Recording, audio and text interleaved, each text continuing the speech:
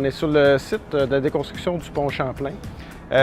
Ici, on est en train de travailler justement sur l'évaluation environnementale pour bien connaître l'ensemble des composantes du milieu.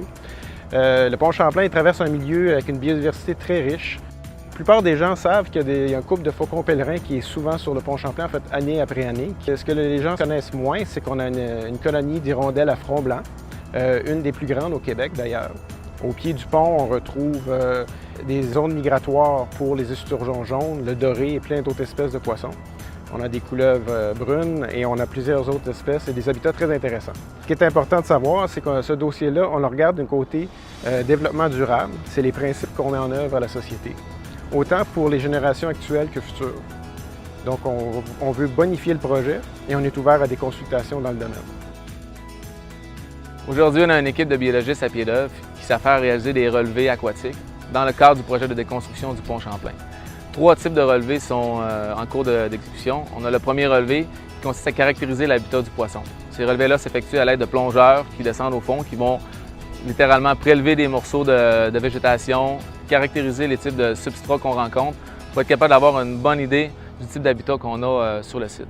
Le deuxième type de relevé consiste à faire une caractérisation des macro-invertébrés, tout simplement les mollusques. Ils cherchent à aller chercher tous les mollusques qu'ils vont retrouver afin d'identifier s'il y aurait des espèces qui sont en péril, qui seraient présentes sur le site. Le troisième type de relevé, qui lui s'effectue plus à gué, consiste à aller chercher des échantillons de sédiments pour pouvoir les envoyer en laboratoire et vérifier si on a de la matière qui est contaminée parmi ces sédiments-là. Quand on rassemble ces caractéristiques-là ensemble, on est capable de classifier nos habitats par importance, donc des habitats plus sensibles à des habitats plus marginaux, si on veut. Donc, on a différents transects, différents points de contrôle tout le long du pont. Jusqu'à maintenant, ça va très bien, notre caractérisation. On n'a trouvé rien de spécial. Ici, on a un beau secteur avec un grand herbier, donc un habitat un petit peu plus sensible, un peu plus riche, si on veut, pour l'habitat du poisson. Puis là, au courant de la journée, on s'en va vers le chenal, donc on s'en va vers un secteur là, qui va être un peu plus marginal là, pour l'habitat du poisson. Les données que l'on recueille actuellement seront très utiles afin de planifier les méthodes d'accès en rivière. Par exemple, on pourrait utiliser une jetée temporaire comme on voit ici.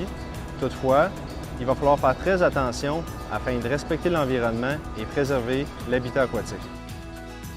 Le fleuve Saint-Laurent, c'est vraiment un milieu aquatique qui est riche en biodiversité. C'est vraiment important pour notre société. Le projet de déconstruction du pont Champlain est un projet majeur, très important, et on va prendre toutes les dispositions nécessaires pour bien protéger le plan d'eau pour les générations futures.